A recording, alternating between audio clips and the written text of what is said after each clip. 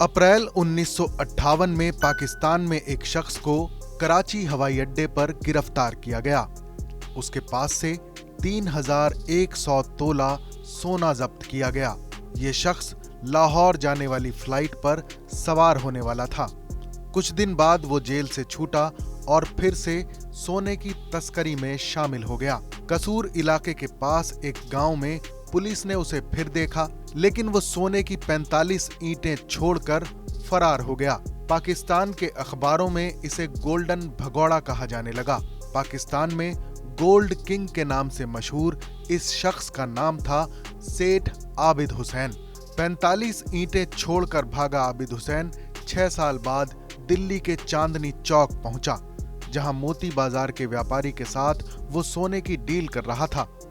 Delhi police ने उसे गिरफ्तार करने की कोशिश की और एक बार फिर वो बच निकला, लेकिन उसके एक साथी को पुलिस ने पकड़ लिया, जिसके पास से सोने की 44 ईंटें बरामद हुई थीं। एक रिपोर्ट के मुताबिक लाहौर के एक अखबार ने 1977 में आबिद हुसैन के बारे में लिखा था कि वो एक गोल्डन भगौड़ा है, गैर मामूली शख्स है जो भेस बदलने में माहिर और बेहद चालाक है।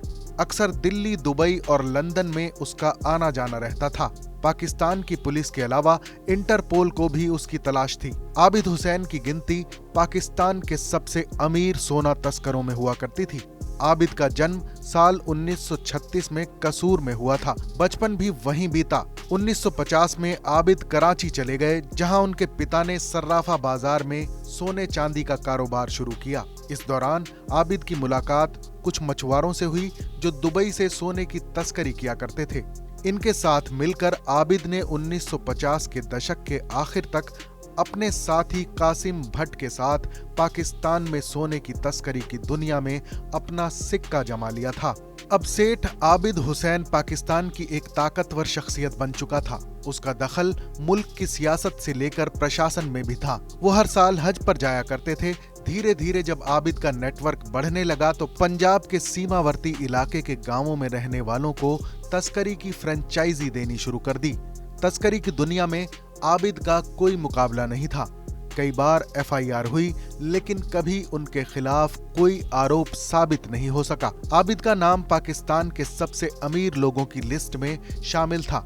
लाहौर, कराची से लेकर दुबई और लंदन तक संपत्ति और व्यापार फैला हुआ था।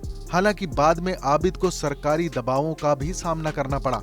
1974 में उनके घर पर छापा पड़ा, जिसमें उनके घर से 1.25 करोड़ पाकिस्तानी रुपए, 40 लाख का सोना और 20 लाख की स्विस घड़ियां बरामद हुईं।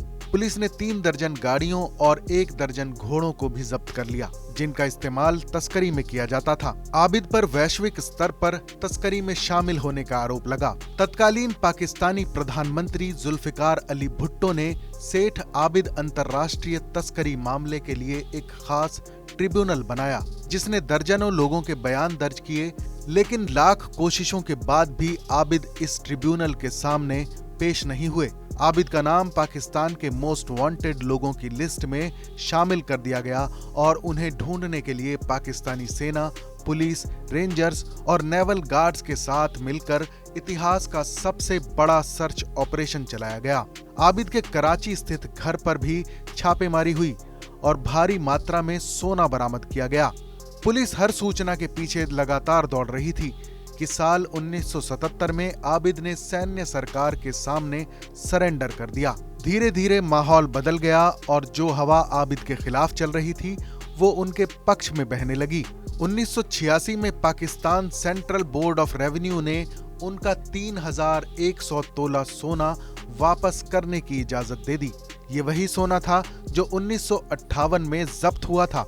फिर आबिद ने पाकिस्तान के परमाणु कार्यक्रम में सहयोग करके अपनी पहचान को पूरी तरह से बदल दिया। उन्होंने बहरे और गूंगे बच्चों के लिए काम करने वाली हमजा फाउंडेशन की स्थापना की। उन्होंने कैंसर अस्पतालों समेत कई संस्थाओं को आर्थिक सहयोग दिया और कभी इस चीज का प्रचार नहीं किया। इसके बाद भी लोग उन्हें जानते थे, जिसका कारण कुछ और ही था। दरअसल एक टीवी शो के दौरान हुई नीलामी में आबिद हुसैन ने अपने बेटे के लिए 5 लाख रुपए में एक बैट खरीदा था, जिसे जावेद मियांदाद ने शारजा की पारी में इस्तेमाल किया था। इसके बाद से लोग उन्हें जानने लगे और वो आम लोगों के बीच मशहूर हो गए। जनवरी 2021 में 85 साल की उम्र में सेठ आबिद हुसैन की मौत हो गई, लेकिन उनके किस्से आज भी पाकिस्तान में मशहूर हैं। इस खबर पर अपनी राय जरूर बताएं। देश और दुनिया की तमाम बड़ी खबरों के लिए देखते रहें TV9 भारतवर्ष।